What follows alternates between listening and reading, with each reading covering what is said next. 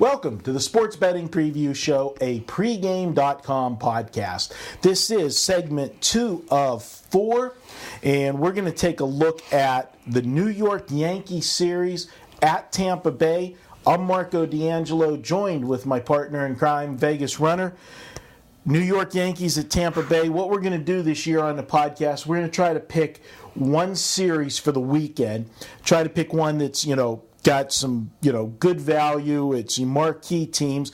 And as we go through the season, we'll get to cover most. We'll get to cover a lot of the teams and be able to give previews and what we're seeing. So we'll look at this. Now, we're taping on Wednesday. This series starts on Friday. We've got the starting pitchers on the Friday game and the Saturday game for Tampa Bay. But for some strange reason, the New York Yankees have yet to name their starter. Girardi's keeping it on the DL. For anybody in this series, and it's crazy because the Yankees, your rotation. It's the first week of the season. You don't have any tired arms that you want to rest. You got CC you opened the season with. You pitched A.J. Burnett in the second game. Pettit goes tonight. Pettit goes tonight on Wednesday. Leaves you with Javier, baby. Vasquez, the acquisition. And speaking, the Yankees, what can you say about the Yankees other than starting with they got a lot of money? Yeah, and they're not.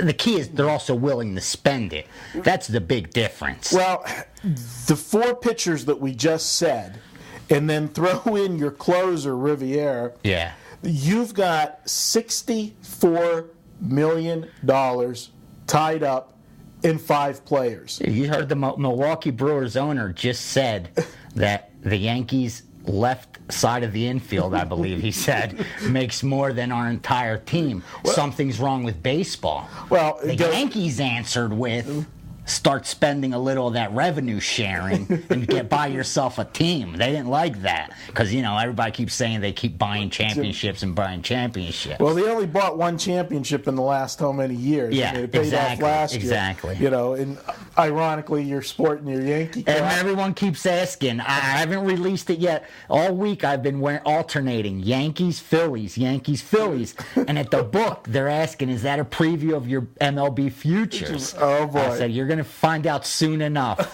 You'll find out soon enough. But let's look at this interesting series. It's a good series. And, when you look at the Yankees, obviously, people were penciling them in as the team to beat. They're the favorite for the futures bet to win the World Series. It's so tough to repeat. You're the guy that's the expert on the Yankees. That is your team. You do like the Yankees. Yeah, I follow them. The one guy that amazes me is Rivera. Yeah, he's not aging. Everybody keeps, for the last 5 years, everybody kept saying he's over the hill. He's got to show signs of age. Yet he doesn't. During the season, he don't. And then when the playoffs come, he shows no age. All he shows is experience and no sign of aging at all. At some point, he can't he can't go up and blow pitches, but he's a smart pitcher. Yeah, and he's using his smarts along with his velocity. Talent, to get there. But no, you're absolutely right. Your velocity is going to lose a step. These batters are getting more intelligent. But for some reason, you got to tell it like it is. It's not like there's not more than enough game film on Rivera. But people just can't figure the guy out. And, that's just a testament to how talented he really is. Has there been a better closer? No, not in our era, at least. Not in our era. What I like about this series is that we're seeing the Yankees play Boston, then travel to Tampa. And that's the American League East triangle. Who's going to be left out of the playoff picture? Or will these teams beat each other up enough that a team from the Central, possibly like a White Sox, sneaks up, a Detroit, Minnesota, one of them that doesn't win the division, gets the wild card because these teams do beat each other up. I don't think so. I think 2 of the wild card will be coming out of the East. The question is, which is the who's the odd man out? There's no question. This is the best division in baseball. Yeah, for sure. By far. Both Easts, the AL and NL. What I like here is I really do think that there is going to be some value with Tampa Bay in this series earlier. Because first of all, you got the world champion Yankees. Yeah. First off, you got the Yankees, period. Whether they're world champions or not, you're going to pay a price for the Yankees. Sure. Second, coming off the world championship year, they won, 103 games during the regular season last year. This is a team that's going to get the money no matter what. Yeah. And when we look further at this Tampa Bay team, you go back 2 years ago, this team came out of nowhere. To they got the nucleus of a team. It was a young ball club.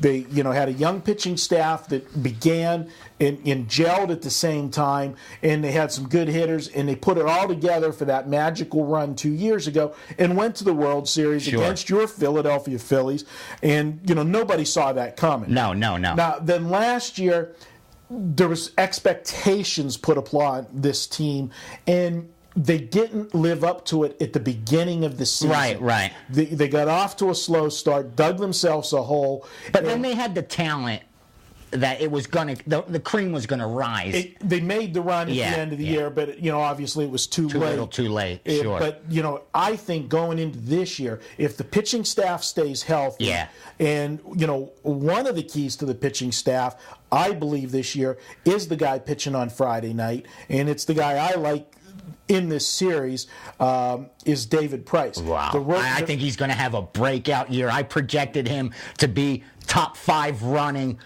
believe it or not, for the AL Cy Young. I expect him to have a huge year this year. Coming off the rookie year last year, a very good record, 10-7 for, in a rookie campaign. But what I liked about Price was when you got him at home, the guy was lights out. They were 8-3 at home. An ERA under 3, down there in Tampa. This is the guy that's the key to this staff. Now, all he needs is experience to understand the majors and to learn the batters. He was going off nothing but talent alone last year. I mean, so you got to give the guy his due. The one thing I want to add, because we are coming to the end, is you got to beware of the Yankees early on. We all know history repeats itself. And year after year, this team starts out slow. The first 20, 30, 40 games, they're a 500 team. It's always going to be like that for them for some reason. It's always been like that with this crew, with this group that they have. So I don't think that's going to change. And because you pay such a high premium on them, especially early on, since that's the teams everyone's talking about, it's not a team I'm really going to be looking to back early on in the season. Well, I had a follow-up point to that, and I think the biggest reason for the Yankees' slow starts every year is we've talked about it time and time again. They're not afraid to spend money. Yeah. They'll go out and get players and that. And chemistry takes a while. Exactly. That's the whole key. And then once that team finds that chemistry and gels, then it's lights out. I mean, look at this year. Granderson's new. You got Nick Johnson's new. Matsui's gone. I mean, this is a team that, you're right, spends money. They're willing to change key positions year in and year out. You got your nucleus, your Jeter and company, but the rest are willing to go out there and buy pieces. And I think you're right. It takes a while. Looking at Tampa, this team, if they stay healthy, like you said, is loaded. When you got B.J. Upton batting 8th in your lineup, you're pretty stocked top to bottom. Got to wrap this up. Quick note, one more stat on Price, the Friday night starter. He faced the Yankees 4 times last year, and the Yankees only had a batting average of 123 against him in 4 starts last year. We can't forget, only got less than a minute, my free pick.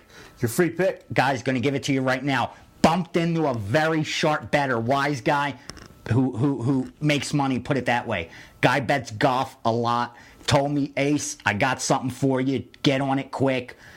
Under Tiger Woods' first round.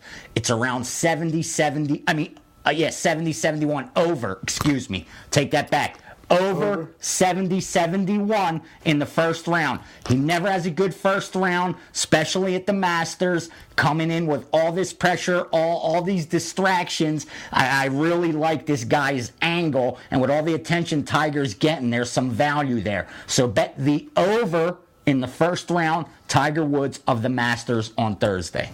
You got it. That's been segment 2. We'll be back with segment 3. We're going to take a look at early season baseball concepts.